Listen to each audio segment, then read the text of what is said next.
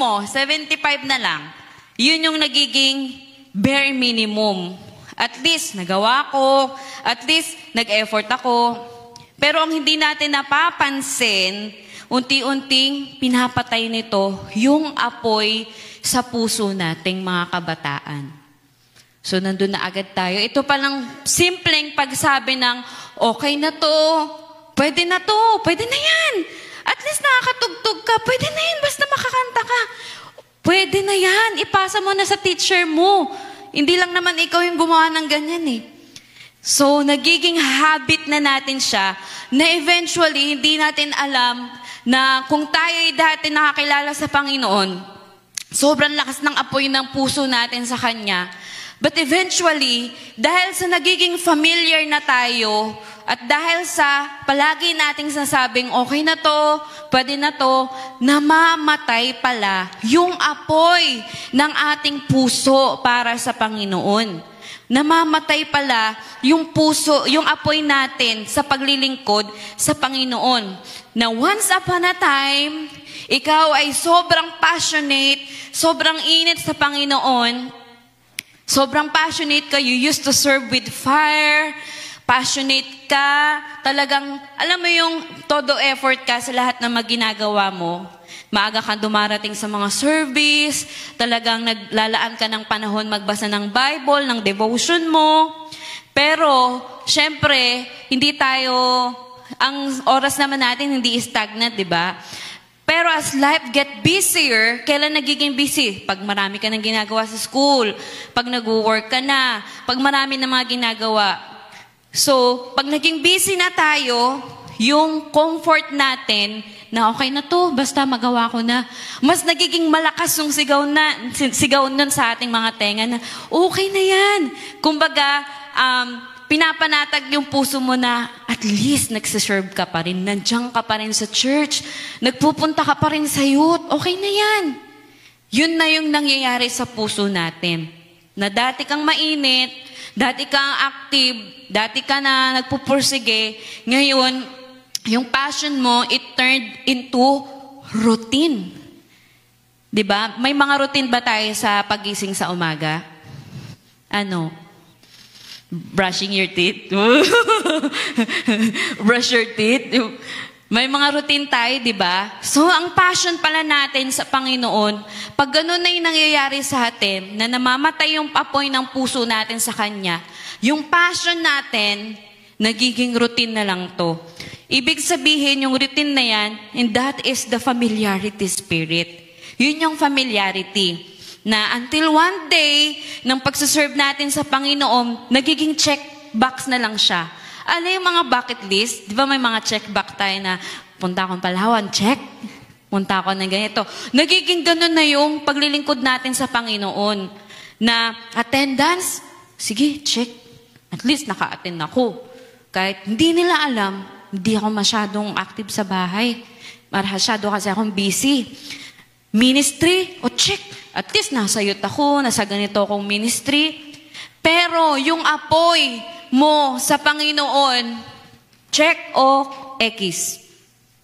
Nagiging X. Nagiging checkbox na lang. Nagiging option na lang yung mga bagay. Hindi na nga option eh. Kasi alam mo na yung magiging sagot mo na, okay na to, matcha-check ko na lang.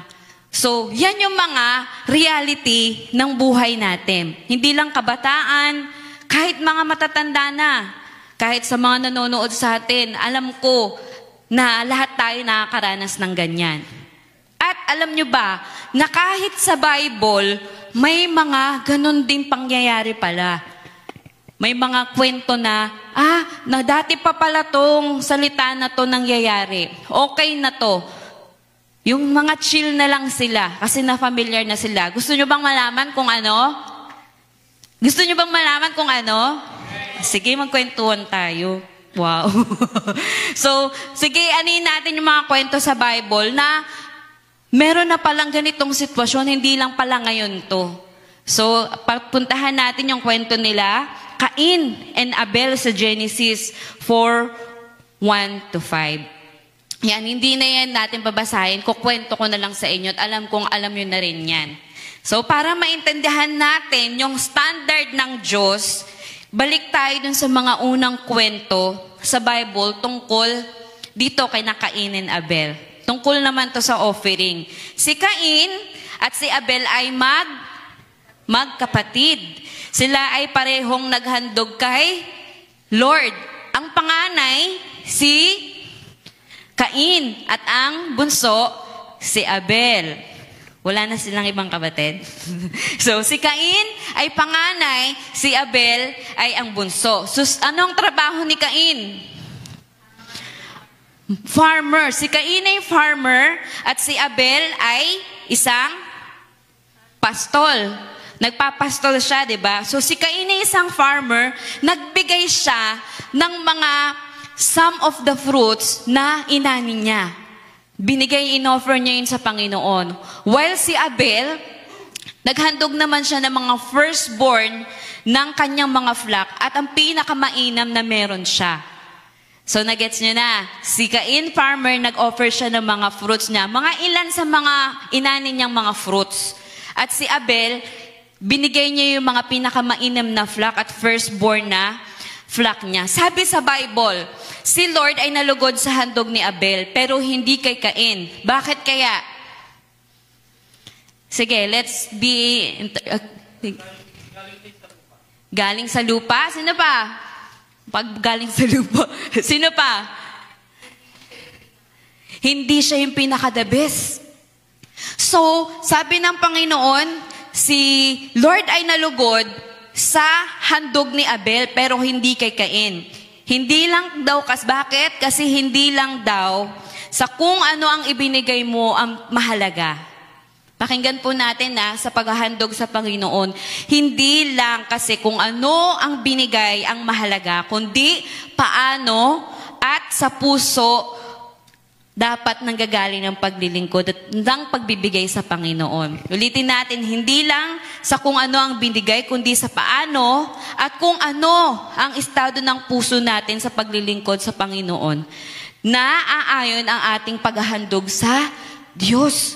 So, ibig sabihin, si Cain, nagbigay lang siya nung convenience sa kanya na, ito na, pwede na to. Basta may ma-offer ako sa Panginoon. Kasama, naman to sa ani ko eh. Kaya parang sinasabi niya na, okay na to. Offer ko na to sa Diyos. Pero si Abel, nagbigay siya nung costly at talagang pinili niya. Di ba pag magandang mga flock at yung mga firstborn na mga alaga mo, di ba mahal yon? Di ba mahal yon? Dito nga, yung panahon nga natin ngayon, yung isang biik, di ba mahal na yon? Paalagain, yung inahin. Mahal na yon. Pero, dahil si Abel, alam niya na malulugod ang Panginoon dito na kahit na ano man yung mawala sa kanya, alam niya na papalitan niya ng Panginoon. While Cain, offer kung ano lang yung meron sa kanya. Convenient pa rin siya. Di ba kapag ka-convenient kang magbigay, okay lang, okay na to. Pero kapag ka mabigat sa'yo, there is something na may mahalaga doon sa binibigay mo. Tama? So, ibig sabihin, doon pa lang, si Cain, nagsabi na pala siya ng, okay na to. Okay na to. Pero si Abel, he give the best of the best para sa Panginoon. So, isa yan sa mga kwento. Another kwento, yung the rich and the poor. Yung widow, natatandaan niyo ba yung kwento na yon? Sa mga nakabasa, yan matatagpuan yan sa Mark 12, 41-44. Ayan, nandiyan sila sa templo. Yung mga panahon na yan, habang si Jesus ay umupo, nakaupo siya dun sa harap ng mga nagbibigay ng handog, dun sa lagayan ng mga handog. na nagbibigay ng mga offering ang mga tao sa temple. Yung mga mayayaman, nakikita niya may mga mayayaman yung nandoon nagbibigay ng offering. Yung mga mayayaman, naguhulog ng malalaking halaga. Kasi nga, mayayaman sila eh. Pero, sa totoo lang, maliit lang yon kumpara sa kung ano ang meron sila. Kaya parang sinasabi nila na, okay na to, malaki na to, para sa Panginoon. Tapos, may nakita ang Diyos na isang widow, isang babaeng balo na mahirap. Pumila siya. Siguro tataka ang Diyos, nakapila to ano kaya nga handog nito? Alam niyo yung hinandog niya? Yung mga natitira niyang sentimo. Binigay niya sa Panginoon. Tapos, may kasamang mga alagad yung Panginoon. Tingnan mo, yung mayaman, ang laki ng binigay, di ba? Pero itong widow na to, yan na lang yung natitira sa kanya, binigay pa niya. Sa tingin mo, anong pinakamas malaki sa kanilang binigay? Alam niyo, sabi ng Panginoon, pinakamalaki ang binigay ng widow. Dahil, bakit kaya? Yun na lang yung natitira sa kanya. Ibinuhos niya ng lahat. Ibinigay niya ng lahat sa Panginoon. Hindi niya na siguro inisip na kung ano matitira sa kanya. Siguro yung sentimo na yun, may mabibili pa kaya yun sa panahon na yun? We don't know. Pero para sa babae na yun, yun yung kabuhayan niya.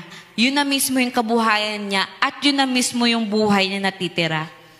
Sabi ng Panginoon, mas malaki pa iyon sa ibinigay ng mga mayayaman. Kaya sinasabi po dito na true giving of your best is not measured by the amount, but by the sacrifice that comes within. So, hindi pala nasusukat kung gaano kalaki ang inihandog mo sa Panginoon, kundi yung sacrifice ng puso mo, yung sakripisyo ang sinusukat ng Panginoon. Kunyari, sino may iPhone latest dito? Akala ko tataasin yun. Di ba? Kunyari, pinakamamahal mong phone, yun na lang yung phone na meron ka. Kasi pag nawala yun, mahirap na naman makabili. Paano pag sinabi ng Lord na, ibigay mo yan dun sa sa mahirap. Binulong sa'yo ng Lord, sige, ibigay mo sa mahirap. Imbes na sumunod ka, sino ba yun? Si Jesus na, Jesus na. Diba? Nag-review ka pa. Pero, diba, what if, pag nangyari yun, may inutos sa'yo ang Panginoon, sinabi ang Panginoon, possible po yun na mangyari. Are we willing to give up the very dear to us? Even gamit pa yan, pera pa yan. Alam nyo, may patotoo ko dyan. Wow, may patotoo. Kasi may isang, sa may Talisyo, sa may Las Vegas yun, parang seminar siya. Hindi ko alam kung MPEG. Basta, i-offer mo kung ano yung mga gusto mo i-offer sa Diyos. Wala akong pera nun. Wala talaga akong pera. Ang box pa namin nun, mas malaki pa dyan. Parang box na ganyan.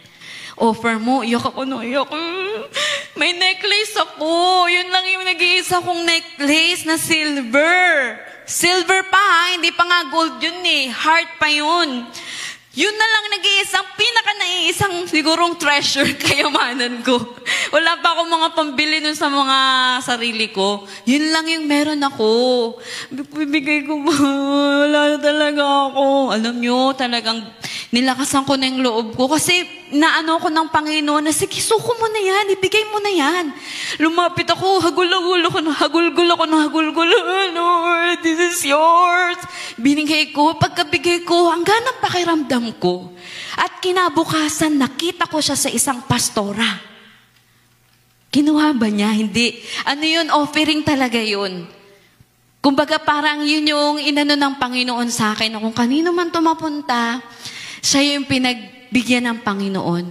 Naranasan ko na pag yung pinakamamahal mo, kahit gamit, pag sinuko mo sa Diyos, ganun pala yung pakaramdam.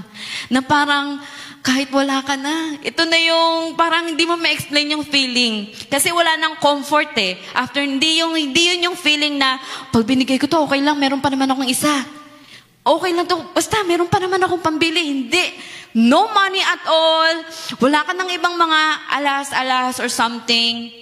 Basta yun. It's just a simple necklace, but it is very dear to me. At alam ko na nalugod ang Panginoon sa binigay ko na yun. And another Bible story, si Mary and Martha. Familiar tayong lahat dyan, di po ba? Yan matatagpuan sa Luke. So, tingnan natin yung story nila. Alam naman natin ni si Martang ito, sobrang busy. Busy siya, mahal niya ang Panginoon. Si Mary and Martha, mahal nila ang Panginoon. Etong si Martha, busy talaga siya, hands-on siya, passionate siya. Passionate siya sa ginagawa niya para sa Diyos. Yung tipong lahat gusto niya, ayos, organize muna, productive siya, o lahat ng mga gagawin niya, maayos na bago siya mamahinga. Ganon yung mga tipo. Parang tayo din, di ba, minsan, pag uuwi ka, gusto mo, ayusin mo muna to, bago ka mamahinga. Meron namang namamahinga na muna, mamaya na gagawin yung mga kung ano-ano man. Pero si Martha, sa sobrang busy niya sa pagtatrabaho, sa sobrang busy niya sa service, nakalimutan niya yung presence niya. Nakalimutan niya yung presence niya. Saan? Oh, bago natin sagutin, meanwhile may nangyayari sa ibang eksena. Meanwhile, sa pagka-busy ni Martha, itong si Mary, umupo siya sa apaanan ng Panginoon. Dumalaw pala ang Lord sa kanila, bumisita. Ngayon si Mary, sobrang excited niya, Lord, siya yung parang nag-aano ng mga bisita, nakaupo siya. Hanggang si Martha, sinabi niya, Lord, hindi ka ba naaanas kay Mary? Hindi man lang siya tumutulong sa akin. Nandiyan lang siya, nakaupo lang. Ako, busy na ako dito, hindi ako magkaunda-ugaga. So, expected ni Martha, i-scold ng Panginoon si Mary, pero hindi. Sabi ng Lord, Martha, Martha, bakit ka nag-aalala? Bakit sobrang nagpapakabisi ka? Sabi ng Panginoon, isa lang ang gusto ko. Isa lang ang gusto ko. Umupo ka. Halika rito, makinig ka muna. Yun pala ang gusto ng Panginoon. Minsan, tayo si Martha. Tama? Hindi. Minsan nga, madalas eh. Madalas nga, minsan. Madalas ganun nga tayo, di ba? Para tayong si Martha. Sobrang okay yung mga ginagawa natin. Sobrang okay na tayo sa business natin, pero hindi okay yung presence natin sa Panginoon. Na dalawang presence, yung presence mo sa Panginoon, yung presence ng Panginoon sa buhay mo. Yun pala yung nawawala kay Martha at gano'n din sa atin. Dahil nadadivert tayo sa kabisihan, sa mga ginagawa natin, na familiar na tayo na, okay, kaya ko tong gawin, mamaya, sige, gagawin ko yan, mag-devotion ako. Tapusin ko muna to. Hindi kasi makapag-focus hanggat hindi tapos to eh. Pero, alam nyo, we serve. But we forget why we serve. Sometimes, we are just like that. We serve, but we forget why we serve. And we do things for God, but we stop doing them with God. Diba ang ganda? We serve, but we forget why we serve. Naglilingkod tayo, yes, you are active in servicing. Mag-service at maglingkod sa Panginoon. Pero nakakalimutan natin, bakit nga ba ako naglilingkod? Bakit ko nga ba ito ginagawa? Ginagawa natin yung mga bagay para sa Diyos. Pero, nakakalimutan natin gawin yon kasama ang Panginoon. It was a tricky sentence. Ginagawa natin ang mga bagay para sa Diyos, pero nakakalimutan natin gawin ang mga bagay na yon kasama ang Diyos. So masyado na tayong nafo-focus sa mga bagay-bagay sa buhay natin. Estudyante ka, nagtatrabaho ka, ano man ang ginagawa mo sa buhay mo, we are like Martha sometimes. But, yan yung okay na to. That's where the okay na to spirit ay nagki-creep in sa buhay natin. Kala natin, pag tapos mo lang magluto, okay na to. Yun pala, malaki na rin pala yung epekto nito sa ating buhay. Yung kung saan yung excellence, yung passion na meron tayo, nagiging optional na lang dahil sa mga bagay-bagay na ito. So ngayon, anong kailangan nating gawin? Kailangan nating gawin, ibalik yung passion natin sa Panginoon. Kailangan nating ibalik yung from chill lang tayo, naging familiar na tayo, kailangan nating ibalik yung alab natin sa Panginoon. Kaya natin o hindi? Kaya natin. Sabi mo, kaya mo yan. So, parang chill lang. Sabi mo, kaya mo yan. Kaya mo yan. Kaya natin at kaya ng Diyos. Natulungan tayo. So, we need to bring back our passion for God. How? Number 1 is we need to choose presence over performance. Katulad nga nung ating nabasa kanina ng mga kwento. So, kailangan daw nating piliin yung presence over performance. Sabi dun sa Luke 10:42, Mary has chosen what is better, and it will not be taken away from her. Amen.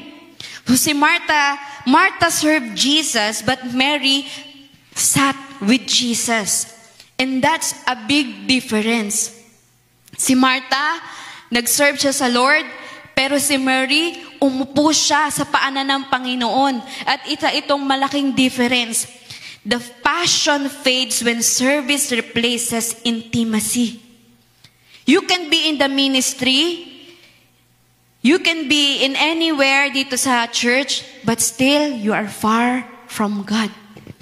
Amen? Pwede tayong maging active dito sa youth.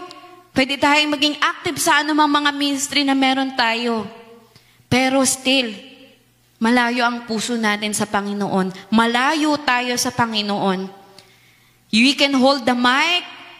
Pwede kang tumayo dito, ikaw yung nagtuturo or anything, kung saan ka man dito. But if you are not sitting with God, again, if you are not sitting with God, if you are not sitting at Jesus' feet, and you are running on empty, para kang battery na pinipilit mo pa rin maging full charge. Pero ang totoo, talagang may empty ka na. Kumbaga, ginagawa mo na lang source yung sarili mo. Pero ang di mo alam, may totoong source pala na dapat nating lapitan. And that is Jesus. Amen? So, kailangan pala nating piliin na laging manatili, umupo sa paanan ng Panginoon. Alisin muna natin yung mga nagbabother sa atin, yung mga pagka-busy natin. Kasi nandyan lang naman yan eh. But God is waiting for us. Gusto ba natin pag-antayin pa si Jesus sa atin? At sabihin, na tayo alugin? Antayin pa natin na alugin tayo ng Panginoon? So what do we need to do? Before you serve, sit. Before you work, worship. And before you speak, you soak into the presence of God. Tandaan po natin to. Ito, pwede itong reminder sa inyo. Pag kunyari, feeling nyo, busy na kayo, ano nyo to, gawin yung wallpaper. Diba? It's up to us. Kung para lang ma-remind tayo na para ma-choose natin yung presence natin, the presence ng Panginoon. Before we serve God, we sit with Him.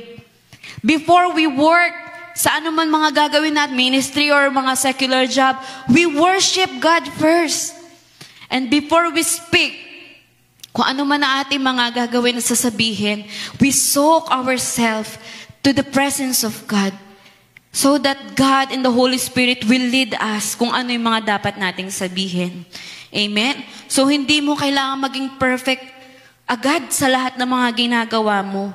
Pero dapat, lagi kang connected. Sabi ko nga, lagi kang connected dun sa source ng passion mo. Dahil siya lang yung susi para maging perpekto ka. Amen? So, wag natin masyadong yun yung ating sarili. Kung ikaw man ay nagpapakabisi sa Panginoon o nagpapakabisi ka sa mga anumang bagay na meron ka, piliin mo muna na umupo saglit, umupo ka muna at magbabad sa Panginoon, and makikita nyo, the Lord will organize things para sa'yo. The Lord will suit things, fix things for you. At makikita mo na, ito pala, ang ganda pala talaga na umupo ka saglit sa Panginoon, magbabad ka sa presensya niya, magpuri ka sa Kanya, dahil ang Diyos, siya, kaya ng Diyos yan. Kaya ng Diyos ang lahat ng mga bagay. Amen?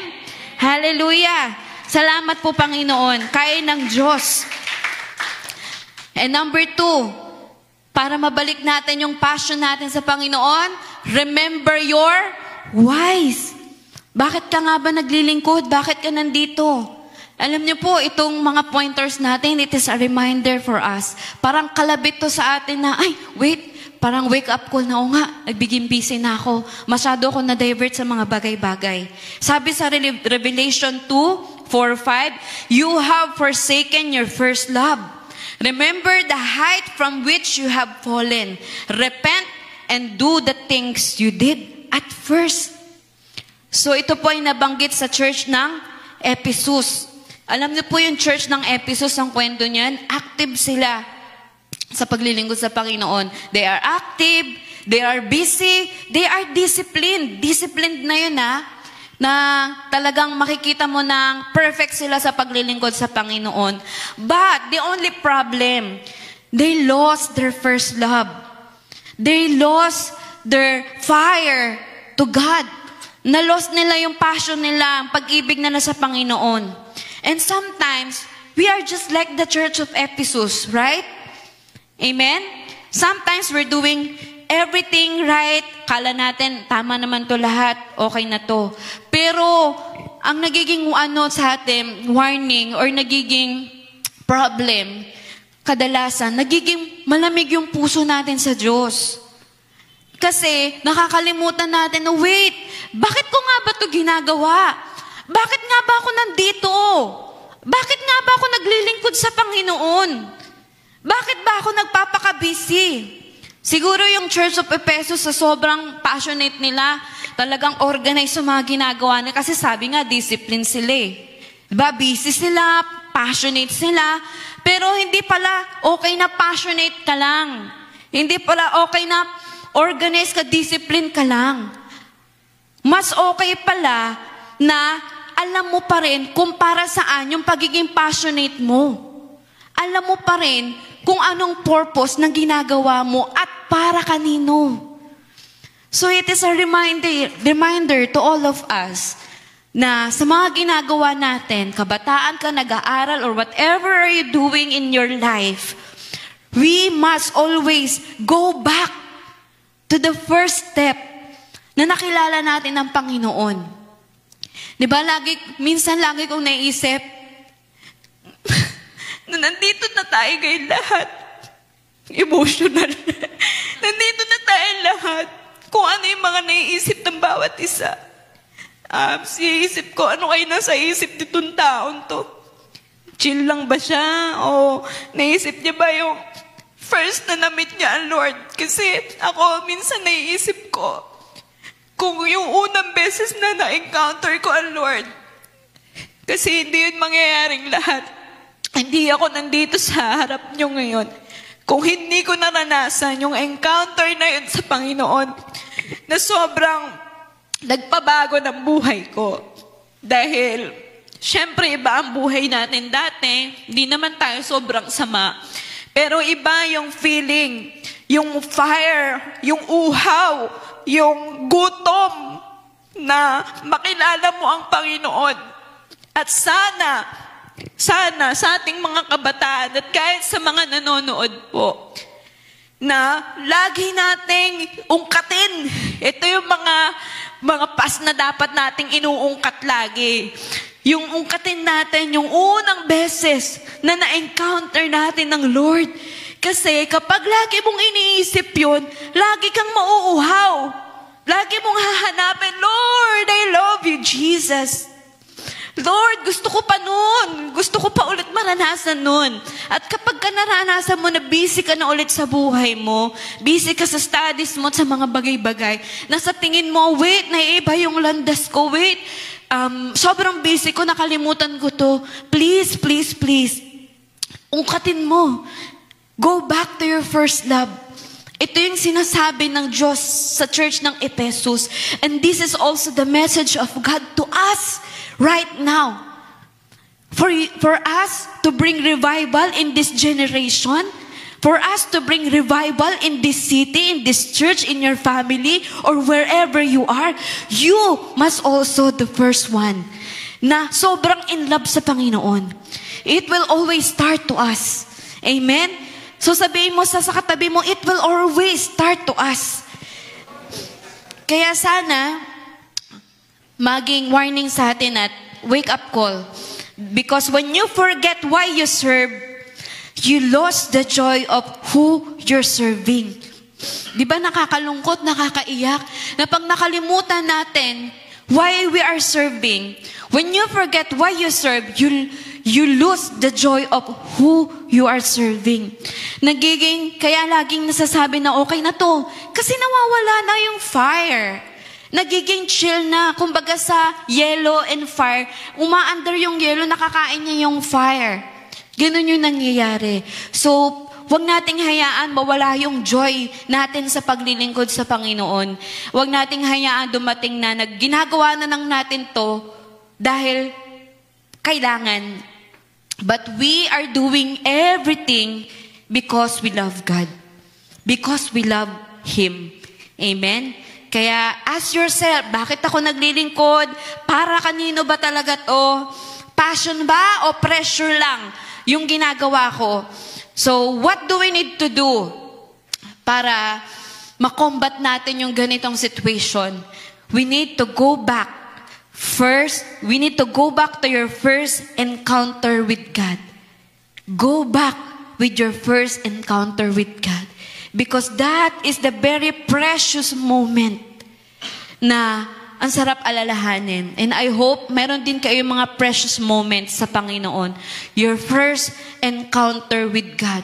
Kung naaalala mo pa yung mga unang beses na umiyak ka sa Panginoon, dahil sa sobrang, hindi dahil sa emosyon mo, hindi dahil sa kung mga anong problema sa buhay mo, kundi nararamdaman mo lang yung presence ng Panginoon sa buhay mo, na niyayakap ka niya at pinupuno ka niya ng presensya niya.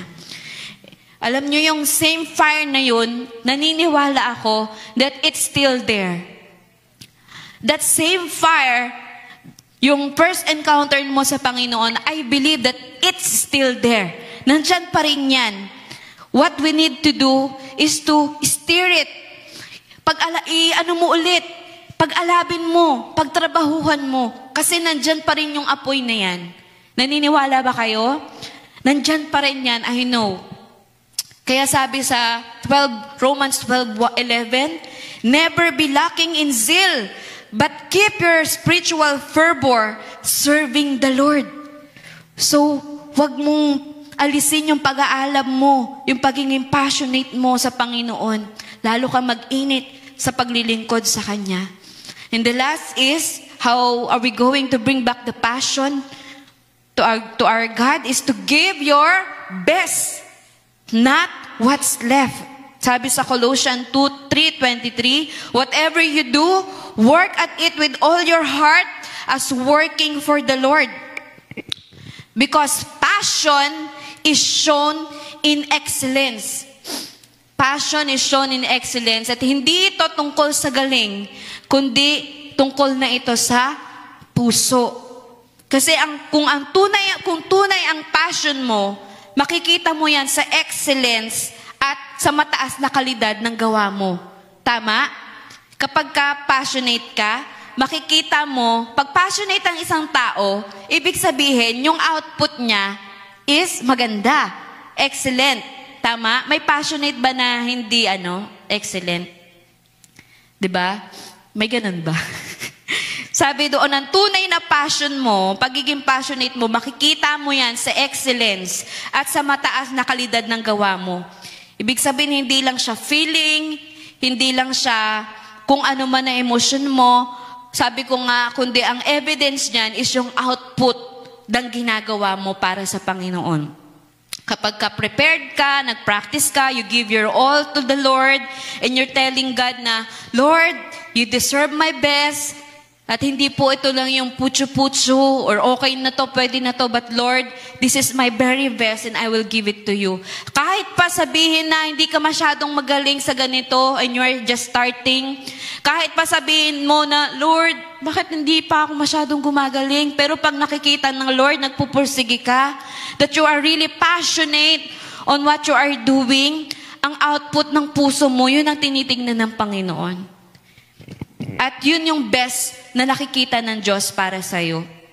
Halimbawa, sa mga schools po natin, di ba? If we can give 100% sa academics natin, di ba, mga academics, may mga thesis, may mga kung ano-ano pang projects na nakakapag-stress sa atin para makapasa tayo. Sa work, o sa mga kung ano pa man, 100% ang binibigay natin, pero bakit pagdating sa Panginoon, 60% lang? 40%. Bakit? Kasi pagod ka na dun sa 100% na pinag-effortan mo. Pagod ka na dun sa mga pinagkabisihan mo. Kaya, ang nabibigay mo na lang sa Lord, yung tira-tira. Tira-tira. Can you imagine it? Tayo, mismo. Sabi mo, ako. Sabi mo, ako. Tira-tira minsan nabibigay ko sa Lord. Tayo. We are all guilty with that. Tira-tira minsan yun na ibibigay natin sa Panginoon. That when we know that He gave His very best, yung kanyang anak, and how dare us? How can we offer God leftover? Kumbaga sa aso namin, si Arp, di ba pag mga aso, kung ano yung tira nyo, kanya na yon. Sabi ko nga, ang tigas ng isda na to. Mamaya kay Arp na to. Diba? Ganon yung nagagawa natin sa Panginoon. Inuubos natin yung mga masasarap na pagkain. Tapos kapag kaayaw na natin, yun na yung ibibigay natin. Leftover, tira-tira, mga hindi magaganda. So, I want you to understand this. Na don't settle for less because God gave His best. Oh, don't settle for less because God gave His best. Huwag tayong magsettle sa tira-tira lang. Huwag tayong magsettle sa mga kung ano lang na okay na to, pwede na to. Kasi isipin natin, God gave His best for us. And He don't deserve leftovers. But rather, He deserved the very best in us. Kaya ba natin yun gawin? Simplihan natin. Go back to basic, di ba? Maging basic lang muna tayo. Mag-plan ka, mag-pray ka, before serving. Kung dati, sugod ka ng sugod. Kasi familiar ka na eh. Alam ko na yung gagawin. Mamaya na ako, mga 9 call time, 8:59. Diyan ako pupunta. But now, you plan and you pray before you serve. You show up early. Ano pa? You practice hard. Ano pang mga pwede natin gawin? Give your all. Because, tandaan po natin, because excellence is worship. Yun yung worship natin sa Panginoon. Are we going to give God na hindi excellent worship? Di ba nakakahiya naman sa Panginoon? Nagpa-practice tayo or may mga ginagawa tayong mga trainings para magpalalim sa Panginoon and yet we don't give the excellent to God. So we need to give the excellent to God because excellence is worship. So once again, what are the things that we need para maging passionate o ma-bring back yung ating passion sa Panginoon? Number 1 is choose presence over performance. Number 2, remember your why. Number 3, give your best, not what's left. So as our conclusion, sa atin mga kabataan, at sa lahat po ng mga nakakanood po sa atin, na we must be very aware to familiarity spirits. Because familiarity spirits kills the fire in our heart. Yung pagiging familiar natin sa mga bagay-bagay na ginagawa natin, it will kill the fire in our heart. Familiarity kills fire in our heart. And if your heart says, okay na to, and that is, pag may time na nagsasabi yung puso mo, ikaw mismo na, okay na to, pwede na to. That is your wake-up call. Na, oh wait, hindi to tama. Hindi to po pwede. Naalala ko yung tinuro ni Ate Grace.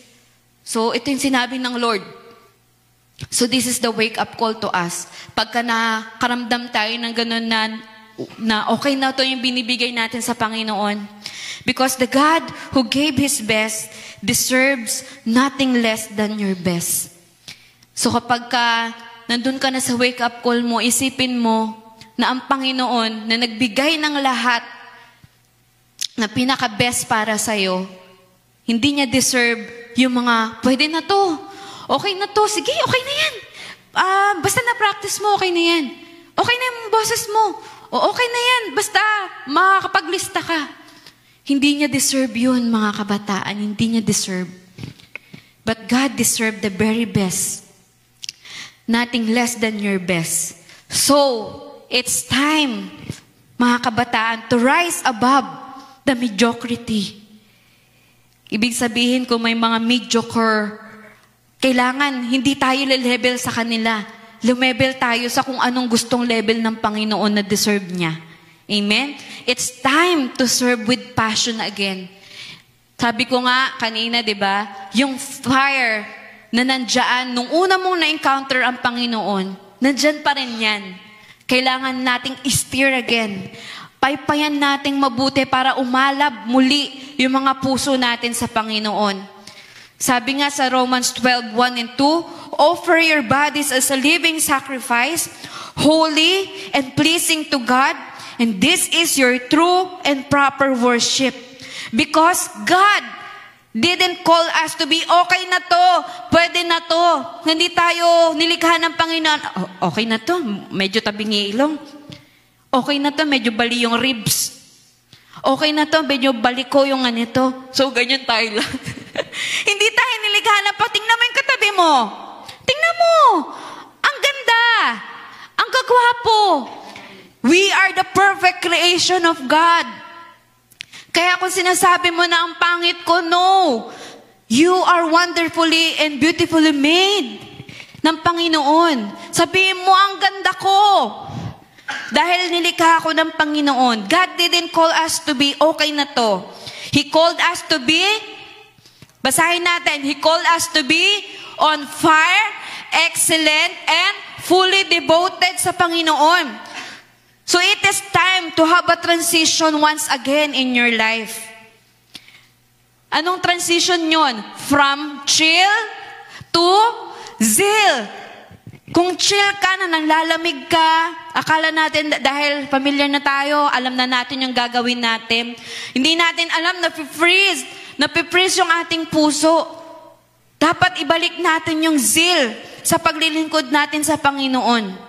Maalab, passionate, excellent yung binibigay sa Panginoon. Tama na yung mga okay na to moments, pwede na to moments. Dahil oras na para pag-alabin muli yung mga puso natin sa paglilingkod sa Panginoon. Kaya ba natin yon? Kaya ba natin yon? Kaya natin yan. Kaya oras na, ito na yung oras para ialay natin sa Diyos ang lahat-lahat. Kaya ngayon, sige tayong lahat. Let us declare. Sabihin mo sa sarili at sa katabi mo. Sige, ilabas mo natin. Let us declare this. Sabay-sabay. Don't settle for okay na to. Be excellent. Be on fire. Be all out for the one who went all out for you. Sabi mo naman sa katabi mo. Tapikin mo. Don't settle for okay na to. But be excellent. Be on fire. Be all out for the one who went all out for you. Amen. Palakpakan po natin ng Diyos. Pag-pray po natin. Pag-pray natin na hindi mag-e-end dito yung ating mga pinag-usapan. But dadalhin natin to all throughout our service to God. Sige po, maraming salamat po, Lord. Lord, we are glad and we are grateful, no, na kami, Panginoon, ay na-enlighten sa inyong mga salita right now.